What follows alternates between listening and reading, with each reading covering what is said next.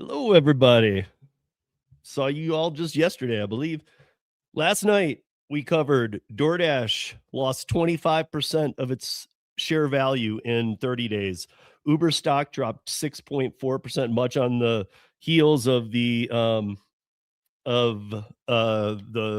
robo taxis, things like that, but other things as well.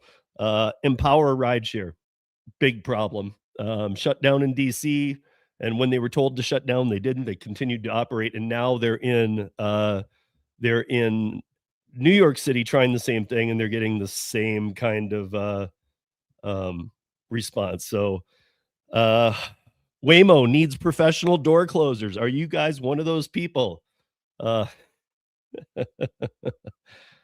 Okay. And Seattle's pay up worked until it did not. That's what we covered yesterday. Now let's get into the rest today on the other side. Well,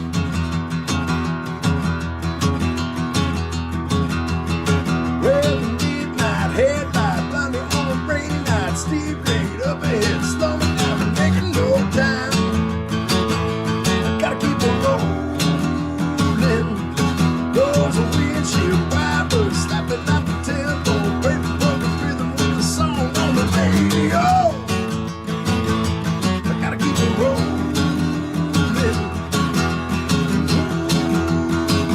I'm driving my life away. All right, so here we are in Ketchupville still. This is crazy. Hold on, you guys. I'm having an issue. This time it's over on the StreamYard side, or on the YouTube side, though, on my backup. And it's important that the backup works, because if the StreamYard chat falls behind, it falls way behind. So, oh, there we go. Got it. Pulled up on my phone as the backup. Here I am. I talked about what we covered last night. We went into in depth on a lot of that stuff.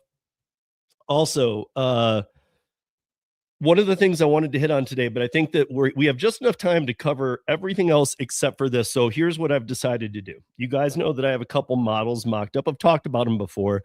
Are they fully developed? Only like that. I've played with them several times. I've talked to others.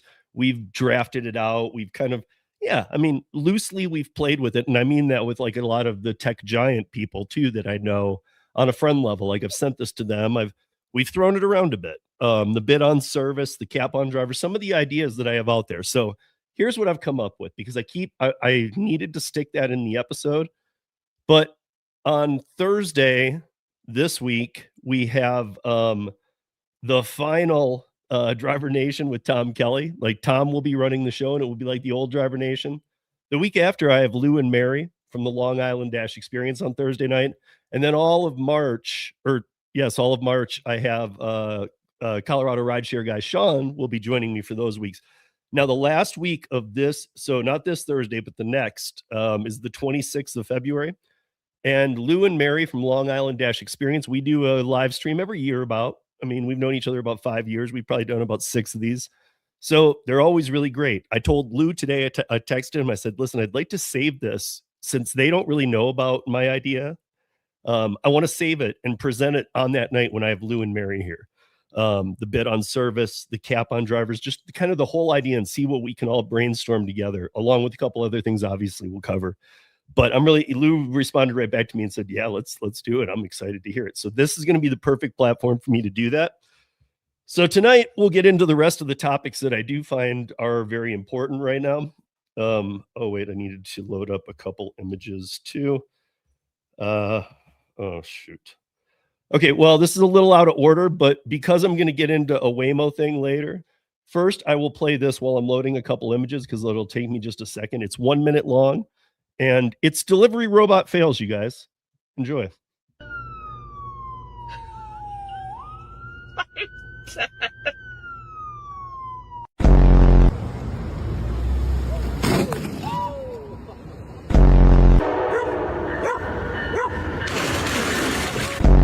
I think he can make it. Come on, Juan. He's too scared.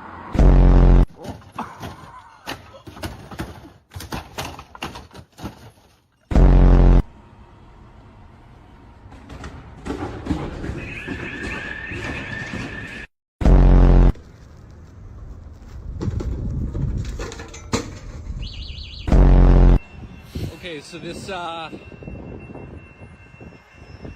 interesting. Okay, Judy. Judy on duty. I see you. You're a little stuck. Are you on duty?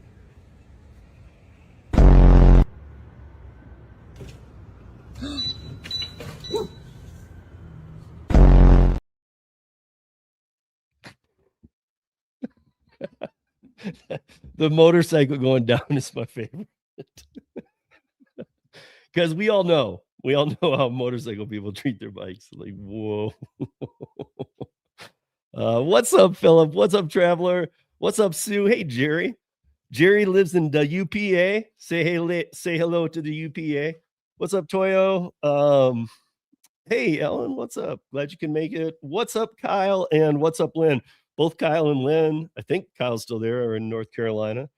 And yeah, I wanted to show you guys something too. So Lynn is in here. So real quick, I'm going to give her a plug because like today, so it would be 7 p.m. Eastern, 4 p.m. Pacific. Lynn co-hosts Driver Coast to Coast. It's just gig workers talking in Twitter Spaces. So you guys go check it out.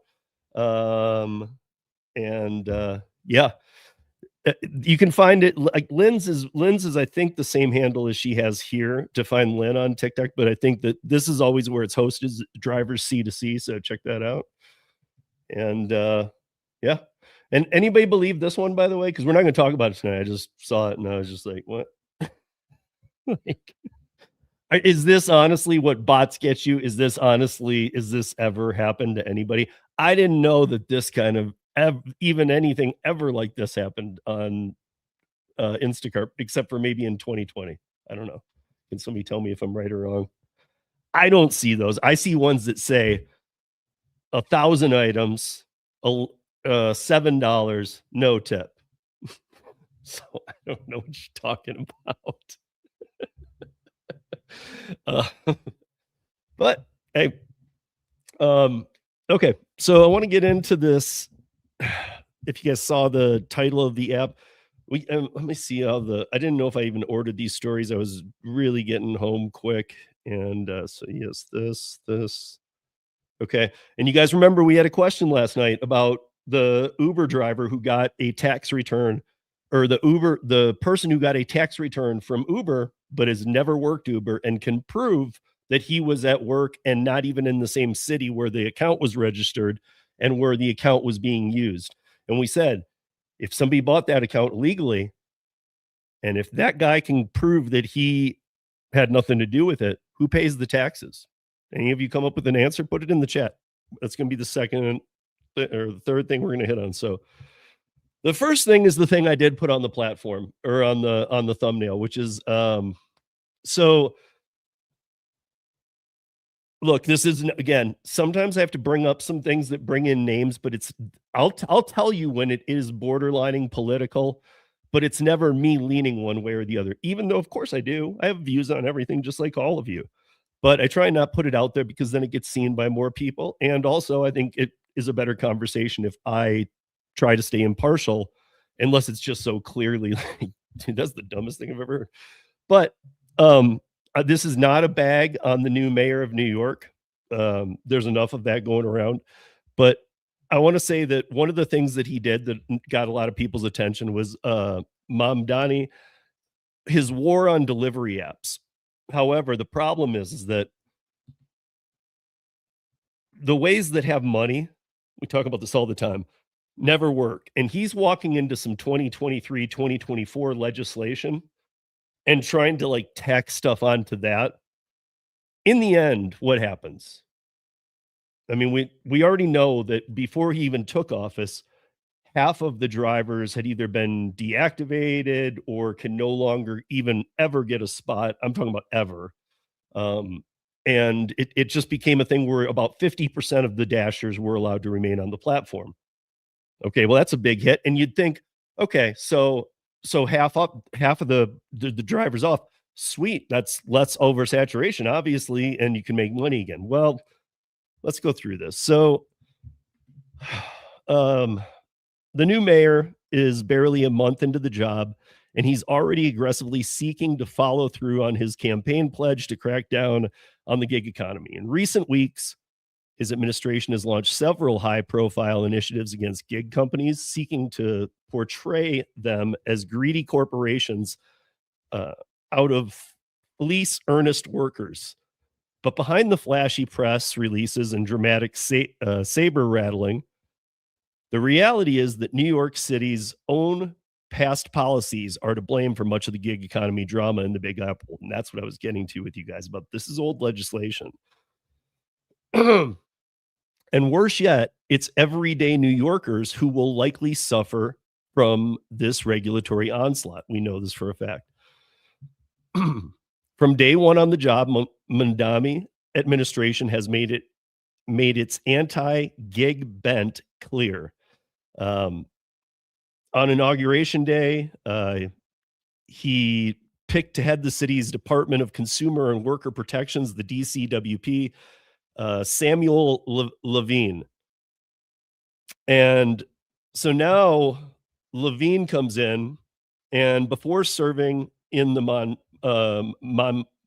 Mamdani administration, Levine worked at the Federal Trade Commission during the Biden administration. So he's been an FTC upper echelon guy, where he was known as a key acolyte to Lena Khan during the notorious anti-business reign at the agency. So you would have to know these stories. I'm not even sure I know that one. But 2 weeks into Mamdani's tenure, and the mayor joined by Levine and Deputy Mayor for Economic Justice, Julie Su. We've heard Julie Su. Julie Su, stop it, dude. Stop being around.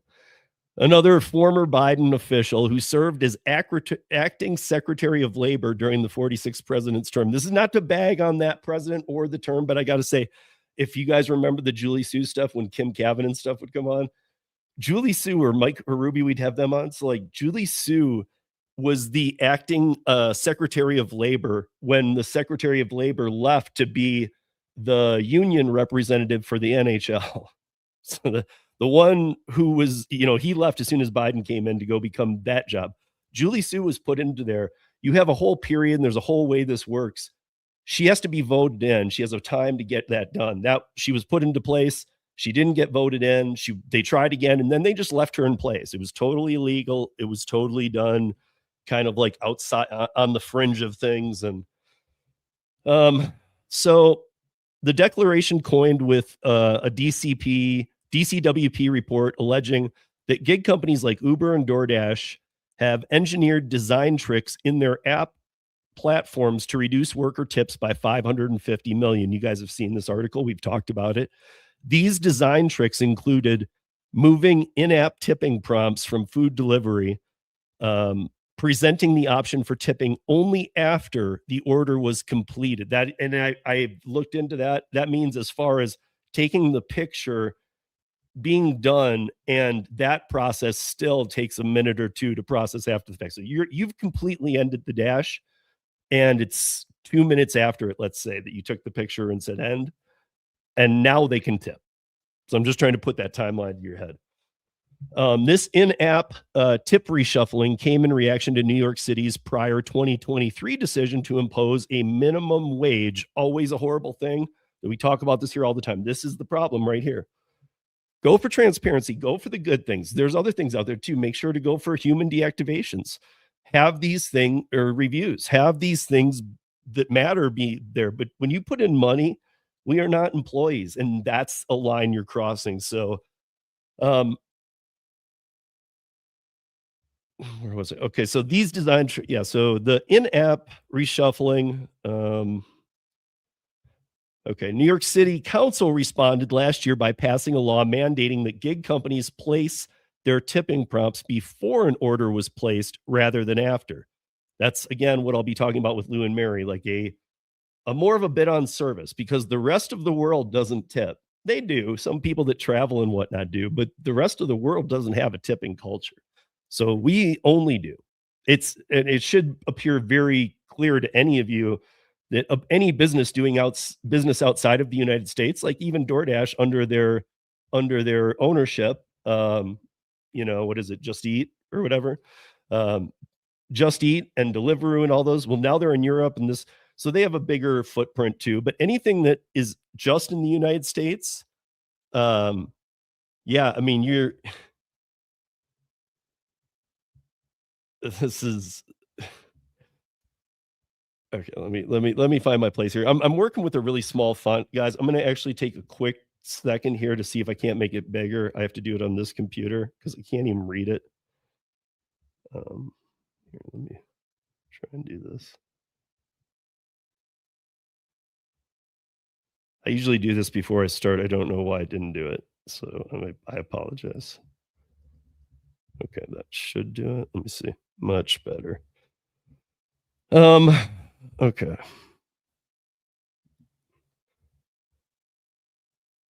So the law mandates that the tipping prompts be put in before, or like it is in every other state. You can tip whenever you want to. Last month, after news arrived that several lawsuits by the gig companies seeking to enjoin these and other gig-related rules were rejected by a federal judge, Levine's DCWP issued a statement reiterating its plan to vigorously enforce the city's minimum wage and tipping rules. The city also launched its own lawsuit against the gig companies, against a gig company called MotoClick, which argues blatantly ignored the minimum wage law and stole directly from the workers' paychecks. While it's impossible to evaluate the claims made against Motolock at this early juncture in the legal proceedings, Mamdani's team also recently announced a $5 million settlement with platforms Uber Eats and Hungry Panda. The Uber Eats settlement received the most attention since it involved the highest amount of settlement money. But while the top line numbers received all the press, little attention has been paid to the fine print. Even the city noted that Uber Eats was mostly compliant with the minimum wage law and, quote unquote, incurred the wage debt only in weeks where workers had a delivery canceled. And therefore, the workers involved failed to receive the appropriate compensation from Uber. So if you had canceled somehow, there was a little glitch in this. Uber clarified that the DCWP had originally flagged this pay shortfall to the company in August of 2024, 1.5 years before Mamdani took office, and Uber immediately agreed at the time to take corrective action to fix the issue and pledged to pay more than the amount owed in response. So this didn't stop Levine from triumphantly declaring the era of giant corporations juicing profits by underpaying workers is over. Also being lost in all the media fanfare over Mamdani's gig war is the likely cost of to everyday New Yorkers. Evidence has repeatedly shown that here, this is very important because they actually talk about something I do all the time. So here it is, because I even put this part in all bold so you guys would hear this. Evidence has repeatedly shown that anti-gig regulations involving minimum pay, that's what I put in all caps, involving minimum pay. The states that involve minimum pay are failing. There's only one state not doing that. And is it perfect yet? No, but it's a hell of a lot better than anything any of you guys got, what we got. So I can just say that, it's steps in the right direction. So just recently, Instacart instituted a $5.99 regulatory response fee due to a recent extension of New York City's minimum wage law to grocery deliverers. It's also unclear how much the regulatory onslaught even helps gig workers. Tips plummeted by nearly 50% in the wake of the minimum wage law passage in New York City. That's, maybe and that's why we have some real data now, but maybe in the first few months, okay, you got a little something going, and then boom, then it's like all the apps with their honeymoon period, but the honeymoon period is really short with this. So by nearly 50% in the wake of the minimum wage law's passage in New York City, and delivery drivers in Seattle, which implemented its own minimum wage-based gig pay, failed to see any sustained higher take-home pay from the city's minimum wage law. all it has done for the facts we know, is approximately 50% or more have left the platform. Some didn't have a choice. They were like kind of let go or falsely deactivated or whatever they did just to swoosh out the bottom. But so there's half of the amount of people working on it. They are now making the same, if not less than when they started this complaint in 2023. And the order volume in New York City is down. And we always talk about it, you know, how much it's down around the country. It's down pretty noticeably in New York City, which I find crazy because even though it's gotten very expensive. Yeah, it's kind of mind blowing. Is it not? I don't know. But so I want to, let's now move into some of these other topics. I just wanted to get that out there because I have had some people asking me about that, and I wanted to put that piece together. Basically, what Mamdani is trying to do, we all know it won't work, but he's not going to be. It's one of those things where I just never understand why his team hasn't really explained it to him, unless like straight up he was just lying to get votes, which it does happen. But if he was just lying to get gig worker votes, I do believe he thinks on the fringes. So I have to believe he thought he could do something, but literally all the laws are in place. Everything's in place. I'm not saying it's good. It's not, but he's not going to be able to do anything to help. And in fact, what he's already done has increased the cost to the consumer, which therefore collateral damage. You've done collateral damage that can't be repaired. You're losing customers. So if you've lost the drivers and you're losing the customers because you're saying, yeah, let's pay them more, and it requires legislation and this and that, we know what they do. They pass it along. So that's why you got to keep the numbers out. But I want to know, did anybody answer? I want to see, did anybody answer about the taxes last night? This is important, guys. Because like what I was telling you, by the end of the month, I will put out a full piece on the TikTok lives. I've been doing more and more and more research. These accounts are being, every time I go do a little bit of research when they're live, it's usually in the late nights. It blows my mind. I have to have Google Translate open and I have to have TikTok open, and I'm sitting there and I'm translating a lot of it because it's in Spanish. I just translate it over to English, and it's crazy. But it's also being said in both languages. So they're selling 600 to 1,100 accounts per 3 to 4 hour live stream. We will do a full piece on this. I've already done a few, but trying to get back to getting us out into some of these other topics. But so with all of these fake accounts being done, it's not the old school way, and it's not this, that, the other. There's a lot of different ways these are done. But like we talked about with the California man receiving taxes from Uber, he's never worked a day for Uber in his life. The Uber account that was created wasn't created where he lives. He has a full-time job. He can prove that he works there. Who pays the tax? I really would like to know. So who pays the tax? Does anybody have any clue? The person who got the tax documents in the mail, who never worked for Uber in his life, the illegal buyer of the account that is obviously never going to pay those taxes, or where does it go? Because just so you guys know, they don't just go away. So who pays the tax? Let's go through it. So I ran all of my scenarios. I had to tweak it down a lot into we pay. Yes. And Sue, you're right. And let me explain how, though, because here's how dirty and disgusting it is. And it just costs all of us money. And even if some of us think, that's not going to really affect it much. If they're selling 600 to 1,100 accounts a day, it's going to affect us a lot. But let's go through it. So I was working with ChatGPT, and when you really are trying to get to the bottom of something, it took a little while. So I had to keep kind of really getting into tax law a little bit. So the situation this is the ChatGPT outcome with my words mixed into it too, but here it is. The situation involves tax fraud and identity misuse. It involves other things too, but this is where we are. And the outcome depends on what each person can prove and how quickly it's reported. Here's how it generally works. Who the IRS thinks owes the taxes at first. So I'd set a Doordash. If a fake Doordash account was opened using someone's social security number, then DoorDash will issue a 1099 NEC under that person's social security. The IRS will initially assume that person earned the $50,000. I said, I also made that the number. DoorDasher makes $50,000 a year.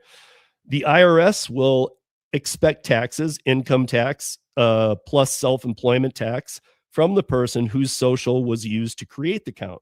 So on paper, the innocent person is responsible until they dispute it. And that time frame is not very long. I was shocked. Like, if you were to lose that piece of mail and you never worked for DoorDash or Uber, like that guy worked for Uber, what I can say is, man, good thing he got that piece of mail, because had he not, like that the legal time frame, like, yes, he could still get it dealt with, but he's going to have to hire an attorney, like after like 3-6 months and no reply. And if he files before dealing with it and he doesn't know about it, he's probably going to have to hire an attorney. This is what somebody who had nothing to do with it's going to have to do.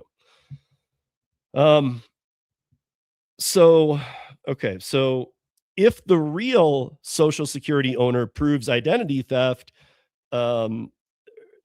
if the person can show they had a full-time job elsewhere, they never created or used a DoorDash account, they file form 14039, which is an identity theft affidavit. And then this becomes an identity theft tax fraud case.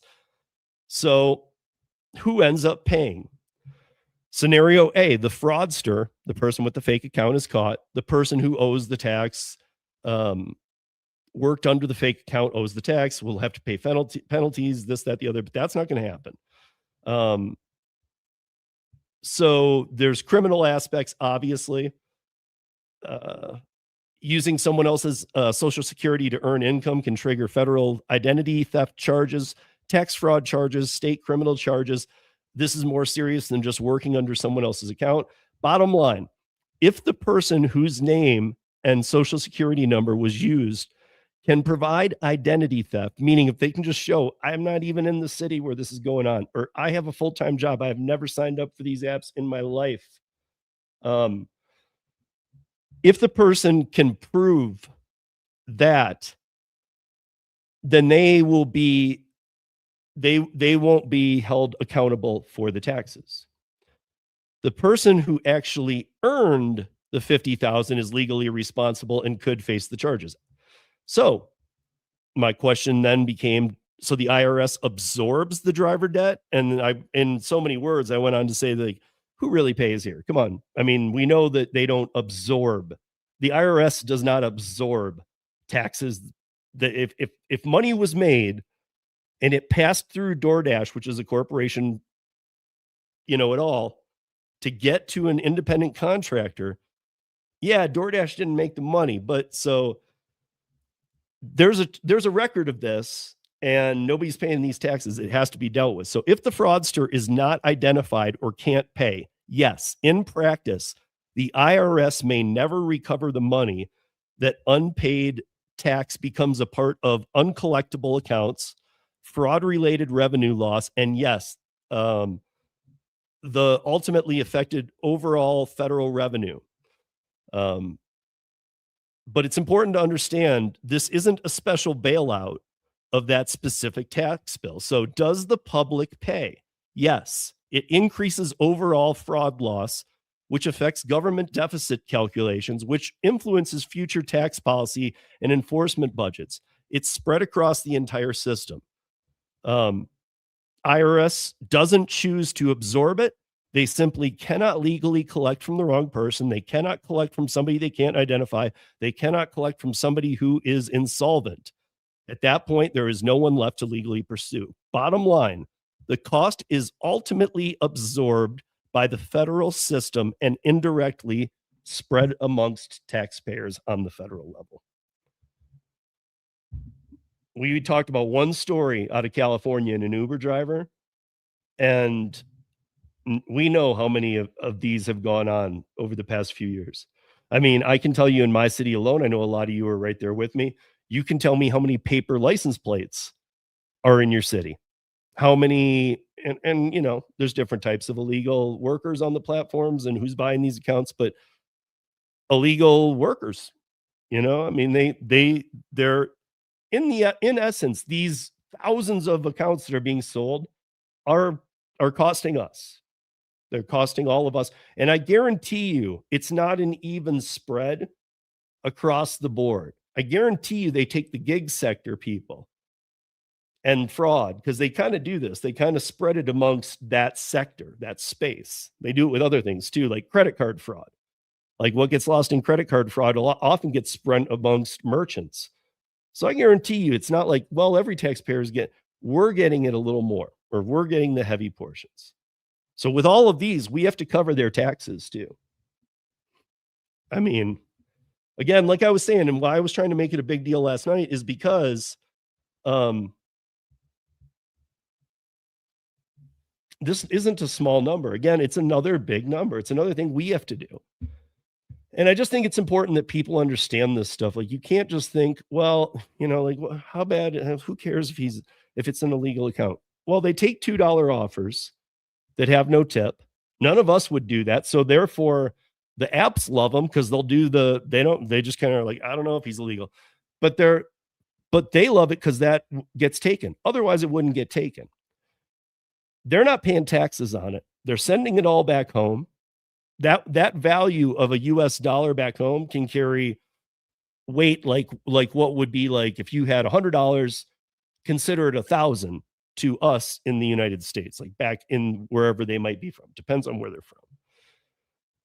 But no, it cannot be absorbed. No, it cannot be let go. It does have to be paid, and it does have to be paid by the working people. And it just really sucks. And I wanted to make that very clear. Let's see. I'm going to do this, and then we're going to move into some Waymo. So, this is something I received that I want to share with you guys. I get a lot of emails and things from people on the audio podcast side.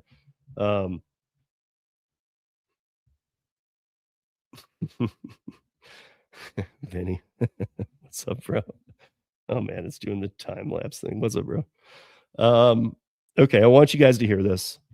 So I'm a pretty heavy user of Doordash. I find it to be a useful and convenient service. Another is that I am an affluent, middle-aged dad, paying someone to go to a sushi restaurant, pick up food, and deliver it to your hotel room. In the grand scheme of things, a high cost way of getting a meal. Like many people, I was struck by some of the anecdotes in Priya Krishna's recent New York Times piece about heavy Doordash users that featured people of more modest means spending. So he's saying that he's not even the upper echelon, but he's saying like really blue collar, kind of middle of the road people. And the examples are crazy. So like, here was an average example of this was like a 60,000 person city, and here's what it was. So younger people using the apps are spending $200 to $300. Some of them are spending $200 to $300 per week on meal delivery while earning $50,000 per year. I think it's fair to say that if you're spending upwards of a quarter of your gross salary on meal delivery, you are making some imprudent life decisions. So I applaud the viewer. I applaud that. That's good stuff. And I couldn't agree more. I don't know how many of you realize it that way. $200 to $300 a week. He's making 50 grand a year, or whatever. That's 25% of your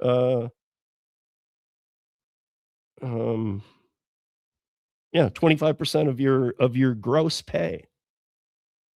I know that even groceries have gone up, but man, I know damn well that like $200 to $300, that's not even getting you much delivery. Because if we all think about it, if you're getting delivery 7 days a week, which I would imagine that's kind of the case here, right? 5, whatever you want to call it. $200 for 7. That's not even $30 per order. That's hard to do on these gig apps because they have so many fees and they rip you off so bad. But so yeah, I'm going to move into this. I want to talk about these Waymos, and especially if Vinny's still in here too. I really want to talk about these things. So I got a couple things of Waymo gone wrong. So here we go. This one's short. This is just something basic, but you guys will all notice it right away.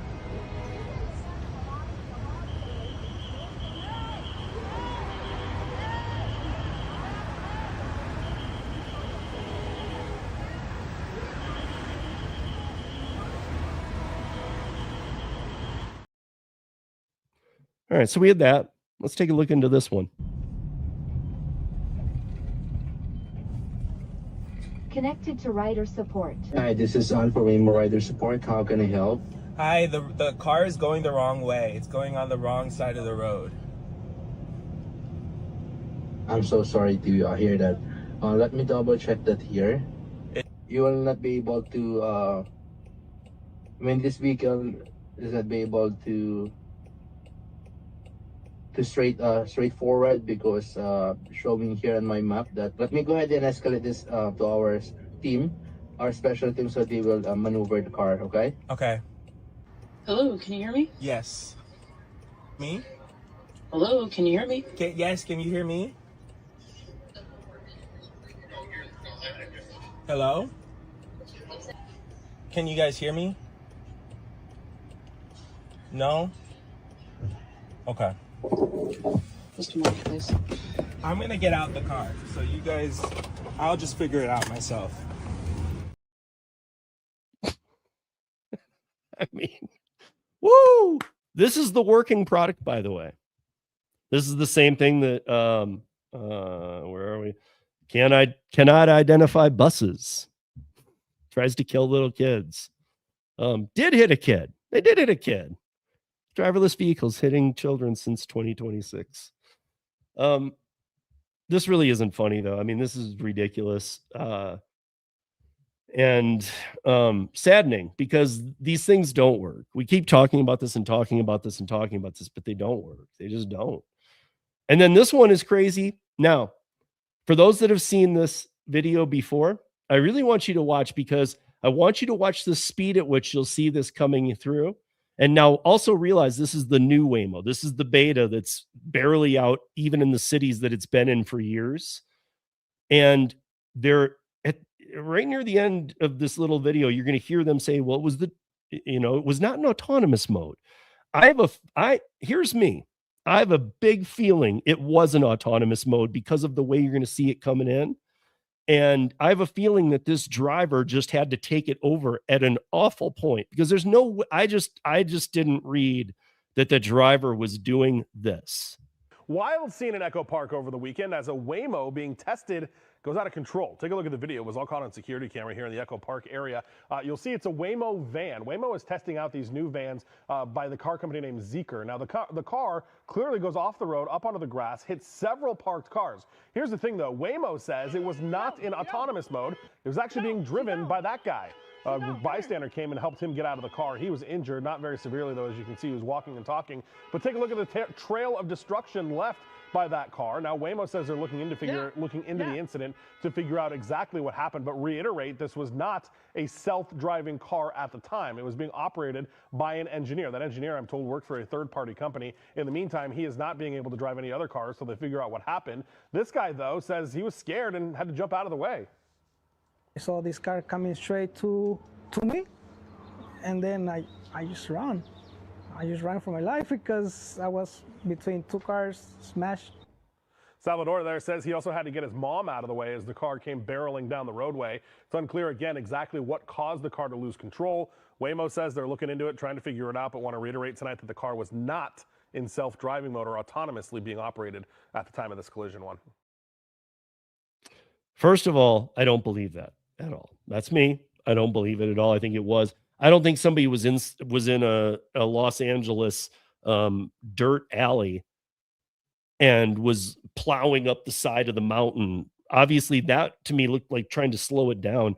Yeah, there might have been some human intervention, but I honestly believe that was a Waymo problem. And we know there's tons. So, I mean, it shouldn't be shocking to anybody. But this is the ridiculousness, guys. This is what's up. And again, you know, they said something odd in there. They said a third party driver from a third party. The driver came from a third party company. Well, what do you mean? Because they're in a Waymo car. They're already being contracted by Waymo, but is Waymo contracting only drivers from another company? Because that's what that would imply. So Waymo, you know, it's that distance, you know, like, oh, it's a third. They just want that third party word out there, even though it probably won't help. Because in reality, Waymo put that guy behind the wheel as a safety driver. Absolutely ridiculous. But then, yeah, I mean, like literally every time I pull up Waymo videos lately, there aren't any. There used to be a lot of good ones. People would get in and they'd be like, cool, look at this. Now they're all beat up inside. They're trash. They're everything we've said they are. You know, they're just not ready. You know, I mean, we always say that how shitty the LiDAR is, you know, and I know Vinny drives a Tesla. I would say Tesla's way ahead when you're talking about like the camera technology is way better than, you know, what looks like a 1940s cop car siren and is about 3 feet by 3 feet on the top of a car that has a lifespan of 3 years, doesn't work in weather, hits children, kills cats. To me, like, get rid of the LiDAR. We just proved when it hit the kid that the LiDAR doesn't work. The kid darted out from the van. Well, you should have seen it running from the other side of the van. We talked about it last night. Seriously? If that's the case, then get rid of the $70,000 LiDAR on the roof and go to cameras. And also don't let the Waymos do, because they were praising how it went from 28 to 8 before it hit the kid. Well, what they didn't talk about, and I'm not sure what it is in California, but this was a school zone at school at the time school was letting out. I don't know about you guys, but where I am, that's 15 miles per hour, even on a main street. I'm not in a neighborhood. I'm not even really sure what it is. Probably just 5 to 10. But like main streets are 15 when you're passing a school during school zone hours. But this Waymo was in it doing 28. And they're like, well, luckily it got down to 8. Well, a human driver wouldn't have been at 28. He would have been at 15. I don't know why Waymo hates children. That's probably just the robot in it. You know, robot wants to take over the world. It's like, dude, the last thing I need is babies. Like, let's get rid of the babies first. They're stupid. I don't know. Everybody needs to wake up and do a better job getting these damn things off the road. They are a joke. They are a menace. Anything that happens, and it's, you know, it's a huge problem. They're just not ready. It's just for show. It's just PR. But unfortunately, I don't think we're going to see anything this year except for horror stories from Waymo as they move to more cities. We're going to see more kids hit, I'm sure, and I hate to say it, but I'm sure we're going to see some people killed here soon because they're now starting to expand a little bit. We found out recently that all the Waymo drivers are in the Philippines. That doesn't make any sense, but it does make sense as to why the cars are never dealt with. Like every time we've seen one of those incidents, we're like, where's the guy that's supposed to be on the computer driving this damn thing if they need to? Well, they're in the Philippines. So I'm on this whole thing of what if the Philippines network is down? You know, what if the Philippines gets hacked? The network center gets hacked because we've been concerned about Uber being hacked from here in the country. But what if it gets hacked from the Philippines? I mean, this is not, and it's not, this isn't far reach conspiracy theories, sci-fi stuff here. This is very doable. It's how bad does a hacker want to do it? But I mean, it just seems like even Waymo, when they were given their congressional hearing, you know, they said that their workers were in the Philippines. Is that, I mean, seriously? I don't know. Maybe we just never dove down that hole far enough, but I just assumed that they were in the United States because of all the problems the Waymos have. And I know they have crews that can even engineers that can even go out to the cars. But now we do know that those engineers have shrunk as the company is getting rid of, just like a lot of W-2 stuff, is getting rid of a lot of that overhead. So now the people who are supposed to be dealing with these Waymos have decided, you know what? DoorDashers can be professional door closers. Guys, it's not like Oregon and New Jersey. You know, you don't need to go to how to pump gasoline school to be a certified door closer. You just have to be on the DoorDash app and go shut a door. Can you do that? You put your hand on the door and you push it. You push it. How pathetic is this? To me, it's beyond pathetic. Just so you guys know, I'm very pissed off about all this. I think that yeah. What was the last thing I wanted to bring to you guys for? So we have the. Wait, did I put it twice? Oh, shit, I did. So there is a thing. Just Cause for New York City gig workers provides human review for algorithmic firings. That's what we have in Colorado. App workers provide essential services to customers, such as delivering food to the sick and transporting the elderly to appointments, yet receive minimal payment or benefits and protection. App companies classify their workers as independent contractors, allowing them to avoid responsibility for paying the minimum wage or complying with basic employment standards and benefits, such as unemployment insurance. Likewise, while workers in the United States can be fired at any time due to an at-will employment, for most, termination is typically decided by a human manager. For app-based workers, however, this is rarely the case. Instead, they face termination by algorithm. Love that term. Termination by algorithm. With little or no human review, let alone recourse. Given that both app taxi and app delivery industries are dominated by 2 or 3 employers, it can be devastating when workers lose their access to these apps through wrongful deactivations. New York City has pushed through 2 initiatives that would change this for Uber, DoorDash, and other app-based workers in New York City who are wrongfully deactivated. These bills would provide drivers with just cause, quote unquote, protections, allowing them to appeal and arbitrate wrongful terminations. Recent academic research out of the University of Washington suggests a strong need for these protections in the gig economy, where workers are frequently terminated due to decisions of opaque algorithms and arbitrary and often discriminatory reprisal from customers. Passing just cause protections for app workers ensures human review of algorithmic firings, thus providing much needed oversight for precarious workforce. I love this. I don't even care if this is left, right, where the hell it sits. I love this so far.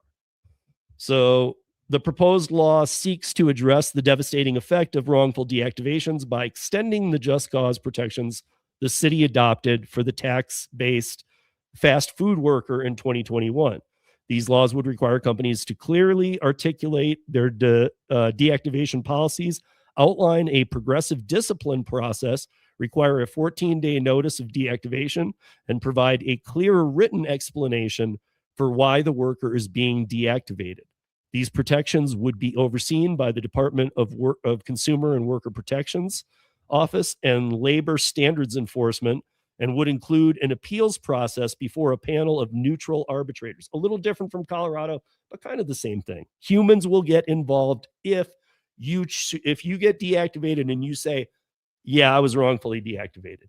What we found here in Colorado was all the people who were saying they were wrongfully deactivated, when we got the transparency law that includes the human review of deactivations, let's say it was like 500 plus a year. I think it was closer to like 1,000. All these people were like saying they were wrongfully deactivated.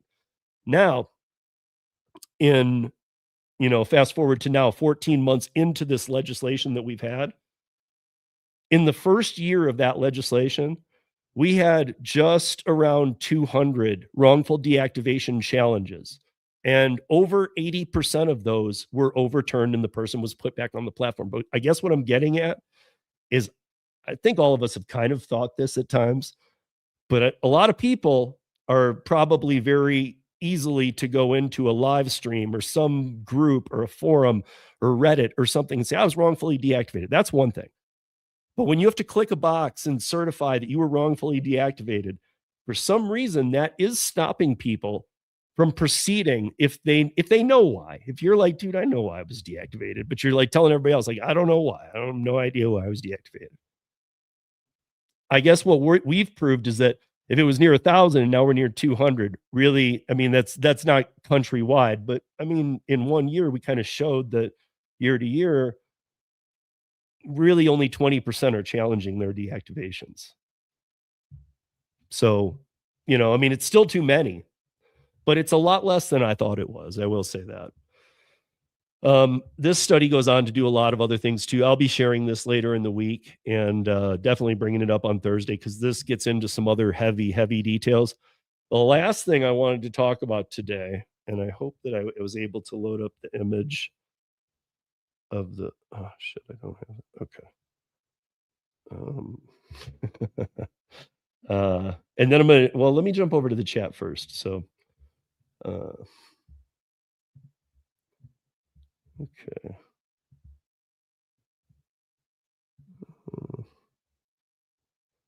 Yeah. Hey, Ellen again. Hey, everybody. Hey, Lynn. Lynn's still in here. Floor meets ceiling. Mamdani's a jerk. Yeah. I mean, again, guys, you know, like I remember being young. maybe you are too. I don't know. I repair electronics. Maybe you are. But remember being young, the rest of us, you know, like, oh, he's going to fix everything. Look, everything's going to be free. You change a little bit as you get older. And I don't even know if I would have believed that far of stuff even at that age. But there, you know, you grab those youth movements with the far left stuff a lot. Bernie grabbed them. If you have that kind of voice, if you have that kind of charismatic nature to you that can be older, but that grab the youth, you can trick the youth pretty easy. And I don't think anything, I mean, I can tell you this. I don't even know if many of you, unless you live in New York, I don't know how many of you are aware of this. The first challenge that he actually faced as mayor was during the snowstorms, which I'm sure I've talked to enough of you on the East Coast were a nightmare, especially in New York. But he did what no other, I mean, somebody was saying it had a problem this big hadn't happened since 1981. So you had to go back that far. But this is like weeks into his administration, right? And he failed across the board with trash. I don't know if you guys have heard this, but trash piled up everywhere. When trash piles up in New York City, it is not like anywhere else on earth. It brings the rats out. It brings the rats out to the floor level. They were going down the middle of the road. Trash was stacked up. It wasn't just on the sides how it normally is. I've been to New York a handful of times. I've done production work there. I've stayed there for a while. I'm familiar with even the smell on certain days, trash days in certain areas. But he failed across the board on that one. So let me see. New Yorkers voted him in. I'm glad I don't live there. Yeah, I mean, but you know, Jerry, as well as I do, that New Yorkers voted him in on the promise of free stuff and rent locks and things that he can't do, like we were talking about here. Like, I'm going to go after the gig apps. You literally can't do anything to help them. All the things that were done are already done. And yes, I will agree. They are bad laws. They passed a lot of bad laws. They've hurt the rideshare drivers. They've hurt the delivery drivers. The thing about legislation is if you get it wrong, you're screwed. However, the thing about letting the gig apps walk all over you is they think nobody's going to push it to legislation. Well, now it's too late. I mean, everybody's starting to finally come around and understand this. This year it's coming. I don't care where you live. And it might not be as bad as where you are. Maybe they're going after other things too. There are some states going more concerned about up pricing of restaurant menu items than they are about the drivers. There are some people that are concerned about the whole package. I keep talking to people and I'm always shocked with what the merchants and consumers and customers and passengers know compared to what they knew 5-6 years ago, which was nothing. Nowadays, they're pretty in tune. That's why we saw the pay up legislation in Seattle fail.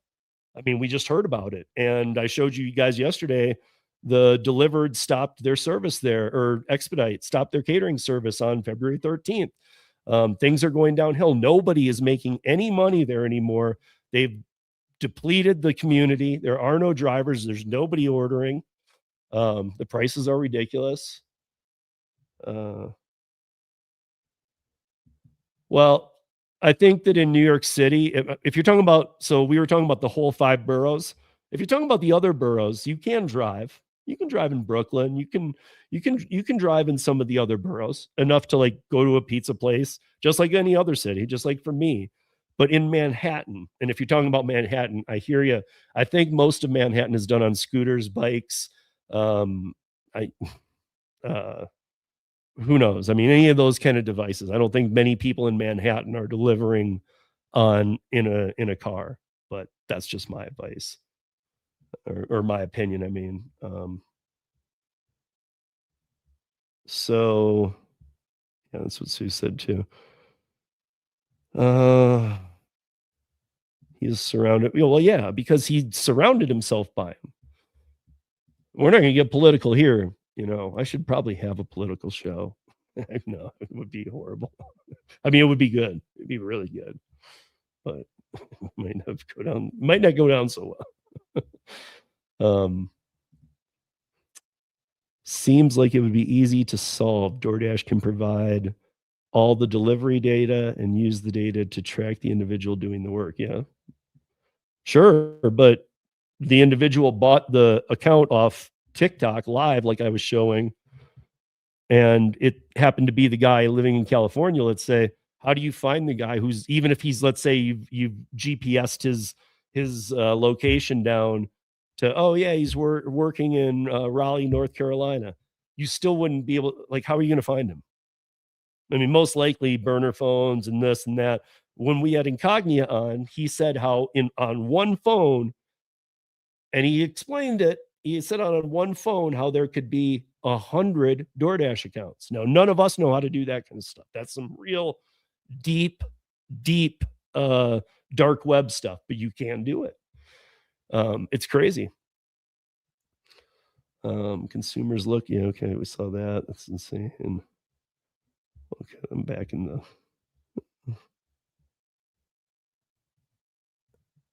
I saw a Waymo in downtown St. Louis last week. First one I've seen. Didn't even know we had Waymo here. I'm sure, Tim, that's not providing rides. Like even ours here. We have, we have, I had said 5, but somebody had told me 8. We talked about this last night. So I'm not even going to, I should have looked before tonight to find out what it was, but it's under 10. And they're just plotting the city. It has a safety driver in it, and it can't do rides. Now, after 6 months of being in the city, it can apply for it. But usually, and I include myself, so no worries. But if you look at the Waymo map of where they're located, you'll find scumbag elected politicians run those cities. Like, there is some scum in your city if Waymo's there, or in your elected officials. I'm not saying which one it is. It might be your governor, it might be your mayor, it might be this, it might be your transportation department. Who knows who brought them in? But somebody opened the door for the cockroaches and took a bunch of money. That's what's happening, because Waymos are self-insured too. So we don't even know. They shouldn't be operating. They don't work. What's up, Rick? How you doing? 25 school, California, 25. Really? 25 in a school zone? Did you see where the Waymo hit it? It was like a neighborhood too, Rick. Is that common? 25 is what neighborhood speed limit is for me without a school zone. So this was in a neighborhood and during school letting out. So like, is that right? It's 25 in a neighborhood school zone. Ours is our 15 or something. And it has the flashing light. Finally, my 9 years of door closing college. Yeah, right.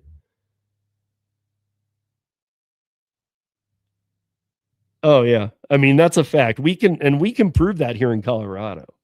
You know, like other places can't really prove it because you're still working on these ghost metrics. Here in Colorado, they have to be transparent. So since they have to be transparent, they don't care. They just, closest is who gets it. And it makes sense. You would always give it to the closest driver. That's how rideshare used to work too. Closest to the pickup. That's why you, back in the pre-pandemic days, or even like 2014 to 2017 era kind of thing, when it was rolling out nationally, all these things, you know, like, that's why they wanted a car every 2 blocks, because they want Lyft and Uber. They wanted to be the first one to be able to get there. You know, the fastest was what mattered with rideshare for sure. I couldn't agree more, man. But however, you and I both know, Vinny, somehow he got elected, man. I mean, I can say this, man, he had, if you were going to run for something, I would want to run against the 2 guys that he ran against too, because I'm just saying, like, Como, nobody respects him anymore. And I can't remember the other dude's name with the beret, but he's just, I don't think anybody even had him in the running. So I don't know. I feel like it probably would have lost anyway, even to the best candidate, because that's the direction it was headed. But it's crazy.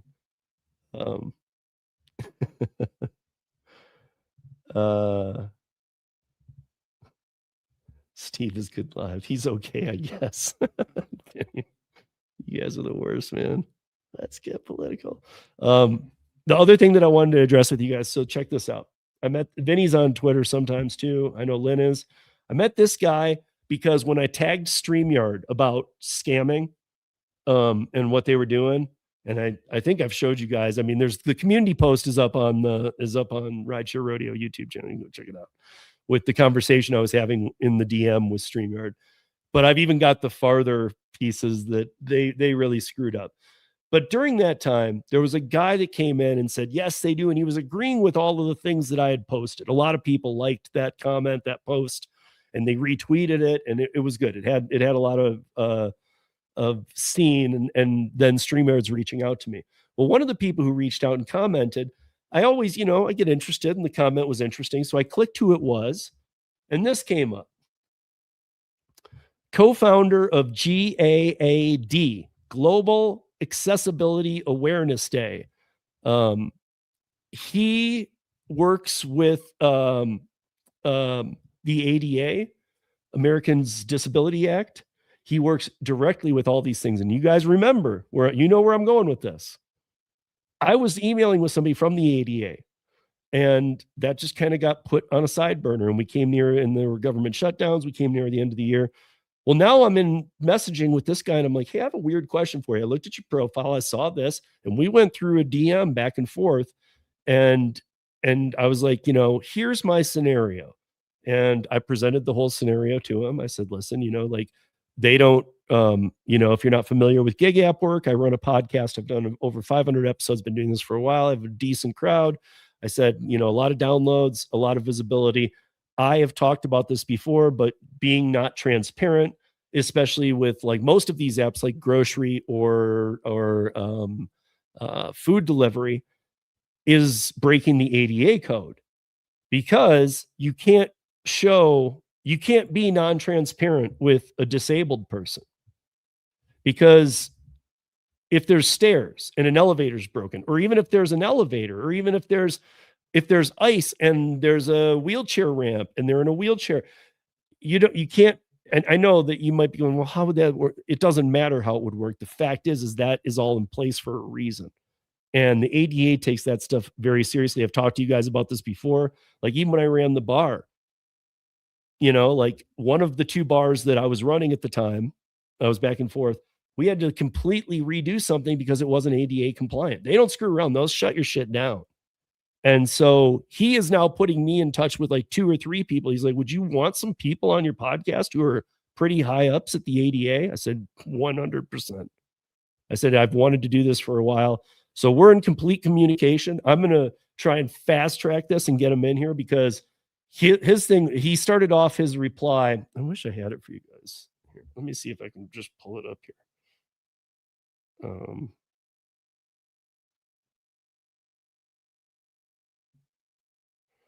So his name is Joe, and this is his DM to me, and I'll read it to you guys. So he says, sounds like a violation of civil rights statutes to me, some states like California and New York might be interested in looking into it. Probably not currently a federal priority, more likely the kind of thing that contractors could sue over, perhaps in a class action. There are civil rights attorneys who specialize in this kind of thing. See the summary for the book structured, and he goes all the way down. And it ended up being like, do you want me to put you in touch with these? He also gave me the terminology you're supposed to use. I don't follow this stuff enough, I guess, because I thought I was pretty up to date. But so the ADA, I referred to them as disabled people, right, or people with disabilities, and he had corrected me and he said it's PWD. Anybody, just out of curiosity, anybody, you probably know if you think it through, but anybody know what that is? That's the terminology we're supposed to use when talking about this, just so you know. It's not wokeness or anything like that. It's just the current terminology for when talking with professionals about people with disabilities is PWD. It's people with disabilities. It's simple, but that is the terminology. And he said that is what everybody in the professional community uses, just so you know. I think he was giving me a heads up because he's about to put me in touch with some real players here. And he's the co-founder of that group. I mean, this is just like one of those awesome moments because that happened out of pure randomness. Like I was like, screw you, StreamYard, and here's why. And all these people were seeing it were liking it, retweeting it, whatever. He saw it and said, I'm in charge of running our StreamYard and I'm sick of it too. We got something like you got. And so him and I just kind of clicked. Well, of course I looked at his thing and I was like, wait a minute, this guy hits on a subject. Like I could tell instantly we crossed and I was like, would you mind if I asked you a few questions that are going to be totally not StreamYard related? So I said in the first DM, I introduced myself. He was like, no. And now we've now been DMing for 2 days, 3 days. And it's gone a long way. Like I'm expecting by tomorrow morning to have connections. He's like, I'm going to send out some emails. I'm going to include you on all of them. You'll see a few in your inbox tomorrow morning. So we'll see where they go. I'm looking forward to doing that. Yeah, that's this guy. Thank you, Lynn. Lynn wins. Curtis. What I say, the guy in the weird beret? But yeah, so that's going to be something else we address. And again, guys, I go back to the fact that this Thursday, we're doing the last Driver Nation, the final one. Tom Kelly will run the show. And then the next Thursday, we're doing Lou and Mary from Long Island Dash Experience. And that's where I'm going to bring out my idea. I'm going to roll it out. I'm going to unveil it. We've talked about it in pieces, but I might even do like, you guys remember Ross Perot? Remember Ross Perot from Texas who ran? And he would always like, during his campaigns, he would have these like charts and stuff. Might have some of those in the background, like real charts, not like digital things up on the screen, but we'll see. I'm just kidding, but like I'm excited for a lot of things coming up, and I'm excited to do that piece, but I'm excited about the ADA thing. I'm excited about learning what Boulder's up to. Listen, and I think that we prove here often that you don't need 1 million people to make a change. Sometimes people say to me, what change has been made? And so it's now one of my favorite comments. Asked me years ago, we were still in the works on so many things. Now I can send you 20 things that I've had a hand in that have changed for the better. Whereas many people on platforms just sit there and talk and talk and talk and do nothing to help you. And I'm not saying I did it all. I'm saying we did it all as a community. It took some of you guys realizing this actually matters. And I appreciate all of you guys just for listening on the audio podcast, all of you here on YouTube, any other platforms that might hear the pieces that I cut up, because the emails have started coming in. The connections have gotten tighter. The consumers are aware. The passengers are aware. The businesses are aware. I mean, hell, up in Boulder, they're about to like go Boulder on them, or they already are, but like, we're going to learn about that from Dave Cleary here soon from Big Red F. You know, I mean, he's making Doordash. For those of you that don't know, you guys are going to be excited about that live cast, because when he's on here, he was my boss like 25 years ago when I was bartending for him. So, but up in Boulder, but so he's going to be on here, and they are making DoorDash work for free for all of his restaurants. He owns the 5 most popular restaurants in Boulder and other restaurants that have gone with him. They're making DoorDash do all the work for free. And we'll explain that more in detail later. What is this? Original Power Point Guy. Power. It must just be power. PowerPoint Guy. I appreciate all you guys. Listen, obviously we couldn't have got into the 2 topics anyway, so I'm glad we're saving them for Lou and Mary. I will be back in a few days. We'll be live on Thursday. I feel like we're pretty caught up. I did still have some extra topics, but I think we covered the big ones. And I felt like I was falling behind. That's why we did the 2. We did last night and tonight together. Thank you guys for coming in. I was going to, if you guys had any questions, I was going to answer them. I don't see anything in here that I need left to address. I think last night there was a few things that I didn't address, and I'm sorry for that. If you guys, if you know me, just if you listen, if the stream ends immediately after the stream, if you were watching a live stream and you left a comment 10 minutes before the end, and trust me, sometimes, you know, I just miss it. Sometimes it's moving so quickly, I miss it or whatever. Please, immediately after the live stream, go into the comments of the live video, not the live comments, but the comments underneath the video itself, and leave your question that you had if I didn't answer it. Please do that. It draws more attention to the videos. It gets more people at least aware. People don't have to agree, but they have to be aware. This is happening. This isn't, well, we're not in the years anymore like we used to be. This isn't I don't think that's happening.